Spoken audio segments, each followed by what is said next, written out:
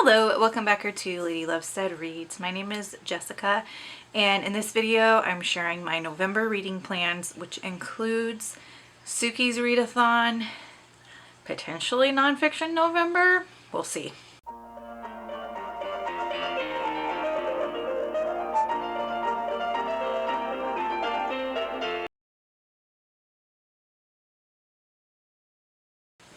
I just filmed this video and it got worse as I went along, and it's because earlier in the week I had a medical procedure where I underwent general anesthesia, and I'm still working the effects off. Apparently I still have quite a bit of brain fog, so please know my videos are not usually this muddy. They're usually a lot more clear and put together and organized and less scattered. I just apologize in advance for the hot mess that is this month's TBR video. If you're new here, welcome. So glad to have you here. I typically read a pretty broad range of books. I like to break it up into two general categories. So on the one hand, I read some really dark and twisted things. On the other side, I like to read things that are like cozy, magical, and whimsical. Since I do tend to read some dark and twisted things, definitely check your trigger warnings before you pick up any of the books that I talk about. Storygraph is a really good resource when it comes to looking up triggers. I'm a little bit frazzled today. I feel like it's November 1st, and November 1st got here very quickly, and I had every intention in the world to get this video up before November 1st, and here we are. So let's first talk about Suki's Readathon. Suki's Readathon is being hosted by Jesse at Jesse on YouTube. It is to honor their mother, grandmother, and beloved pets, but primarily their mother, who passed away recently. And the Readathon is designed around things that remind them of their mother or honors their mother in some way. Now, I have had my share of loss in the past few years, and actually in the month of October, my elderly dog and one of my elderly cats passed away within like 5 days of each other, and it was awful. And I've been going through the grieving process as well. October is also the 2-year anniversary of my dad's passing. So this felt like something that would be cathartic for me, as well as a good way just to support a fellow content creator as they cope with their own grief. So there were 5 prompts and a bonus prompt for Suki's Readathon. It's going on November 1st through 11th. I'm going to have to take all month to read these books. I cannot read all of these books in 11 days, so I'll read them throughout the month of November.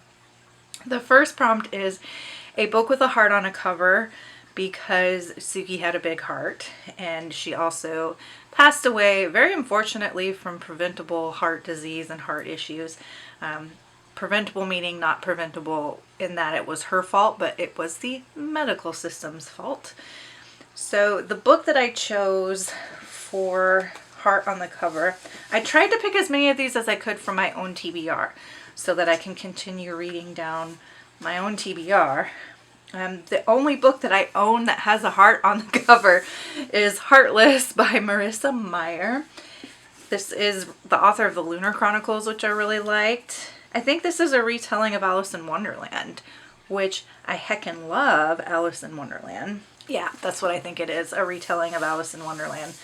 I liked the way Marissa Meyer handled the fairy tale retellings in the Lunar Chronicles, so I'm guessing I'll like this. I'm looking forward to reading it, and I'm not going to say that anymore because I'm looking forward to reading all of these books, and that will be redundant. Alright, the second prompt is a book that begins with the letter S. And I really couldn't find anything from my shelves that was like something I really wanted to read, or that I felt would work well for the readathon, or that I was in the mood for. So at the library, I stumbled across this book. I've never heard anyone talk about it before, but it is Starling Days by Rowan, Hisayo, Buchanan. Oh, it's the Costa Book Awards shortlist. I know Costa coffee is really popular in the UK. We do not have any in my area, but that is interesting. So Starling Days, I'll just read you the back of it. It sounds really intriguing. It says, Mina is staring over the edge of the George Washington Bridge when a patrol car drives up. She tries to convince the officers she's not about to jump, but they don't believe her. Her husband Oscar is called to pick her up. Oscar hopes that leaving New York City for a few months will give Mina the space to heal, so they move to London. Mina is a classicist and works on her book about mythological women and searches for solutions to her failing mental health by pondering their lives. Penelope, Psyche, Leda, they all survived, didn't they? Mina finally finds a beam of light in Phoebe, a real-life woman, and Oscar, and Mina's complicated love is tested. Oh, her husband Oscar. And Oscar and Mina's complicated love is tested.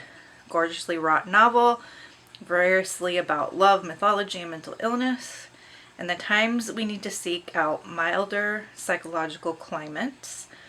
Rowan, Hisayo, Buchanan's Starling Days is a complex and compelling work of fiction by a singularly gifted writer. I've never read anything by this author. I've never heard anybody talk about this book or this author before, but I'm really intrigued by that description. Number 3 is a mom protagonist. And I recently got this horror, it's either a horror or a thriller novel called Dearest by Jacqui Walters. So this mother, Flora, has a newborn baby and her husband is deployed. So she has to navigate the newborn baby first few weeks of life all by herself, which is incredibly exhausting, absolutely sleepless. She has such sleep deprivation and she's convinced she's losing her mind because she is certain that someone is talking to Iris through the baby monitor. That's terrifying. A surprising guest shows up to help, Flora's own mother, to whom she hasn't spoken in years. Will caring for the baby help them to mend their fraught relationship and start anew, or is there more that Flora's mother isn't telling her about the events that led to their estrangement? As stranger and scarier events unfold, Flora begins to fear that her mother's secrets have allowed something truly evil to enter her home. She must decide, is her hold on reality slipping dangerously away, or is she in fact the only thing standing between a terrifying visitor and her baby? That sounds absolutely terrifying, and I can't wait to read it. Involves an investigation. I have 2 that could count for this, but I don't know if we're allowed to double up on prompts. So the one that I picked is The Devil All the Time by Donald Ray Pollock. I bought this recently. It's a horror, I believe, but there is an investigation that's going on with a corrupt local sheriff. It's supposed to be a really gritty book in the backwoods of Ohio. Some of my reader friends compare this to Dark Places by Gillian Flynn. All right. Has a dog protagonist or has a dog in it? I am going to read for this book 4 in the Writer's Apprentice Cozy Mystery series that I've been working on by Julia Buckley. It's called Death Waits in the Dark. In this cozy series, there's this pair of 2 German Shepherds, which I thought was perfect for Suki's Readathon because Jessie has a Malinois, just kind of like the same family as German Shepherds. So that is what I'll read for that. So this is about a writer who goes to live with another writer and is ghostwriting for this writer named Carmilla. And in the process, they stumble upon all these various crimes. And Lena, the main character, she ends up dating this guy. And there's like this overarching mystery having to do with him that goes through all 5 books. I think there's 5 or 6 books. So it goes through all 5 books. And within each book, there's like a smaller mystery that gets solved, right? As you have in book series. A book series is an overarching story with singular, like, anyway. I'm super frazzled right now, and I don't really know why. I'm exhausted. I had a medical procedure this week where I went under general anesthesia, and like I feel like I'm still a little foggy from that. and like my words are not wording. So yes, this could count for investigation as well, but I don't know if we're allowed to double up. So I'll just keep the two separate. And then the bonus prompt, which is a book on grief, I pulled Family Lore by Elizabeth Acevedo. And in this one, it says that wild. So we've got a book with two very similar names. We have Flora in this one and Floor in this one. Wild. Okay, so Flora has a gift. She can predict to the day when someone will die. So when she decides she wants a living wake, a party to bring her family and community together to celebrate the long life she's led, her sisters are surprised. Has Flora foreseen her own death or someone else's? Does she have other motives? She refuses to tell her sisters, Mathilde, Pastora, and Camilla. That definitely sounds like it's going to deal with grief. So Elizabeth Acevedo also is one of my favorite writers. She writes poetry in, I was going to say poetry in verse, but that is poetry. Novels in verse. That's the word I'm looking for. She writes novels in verse, and I've absolutely loved the novels in verse that she writes. I think she's a genius. Like, I truly think Elizabeth Acevedo's a genius. She's just brilliant. So looking forward to reading. This is just a standard prose novel. Yep, standard prose novel. And look how beautiful she is. Oh my gosh. Stunning. Stunning! Those are the books I have picked out for Suki's Readathon. It started today, goes through the 11th. I think I said that already. Other books to read this month. It's just so many books. I hope I can get through them. Let's talk about the ones I'm currently reading and going to carry over into the month of November. First, we've got Phantasma, and it's downstairs, and I don't want to go get it. But I'm buddy reading this with my friend Jasper, and it is about this. It's set in New Orleans, and this pair of sisters, their mom passes away unexpectedly. They are witches. No, not witches, they're necromancers. Big difference. They're necromancers. The power gets passed down to the oldest sister, but they're in major debt and they're going to lose their house. There's this competition called Phantasma where you can enter, but it's like really horrifying and people can die.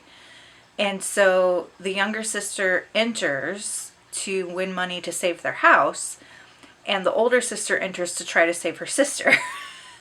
That's the setting of that. I'm like 100 pages in. I'm really, really enjoying it.